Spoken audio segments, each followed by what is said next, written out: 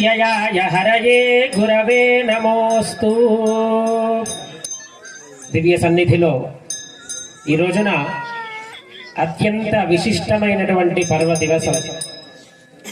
వైకుంఠ ఏకాదశిలో ఏ విధంగా వేంచేసి ఉంటారో అదే విధంగా ఇక్కడ మన లక్ష్మీ నారసింహస్వామి వారు దర్శనాన్ని అనుగ్రహిస్తూ ఉన్నారు.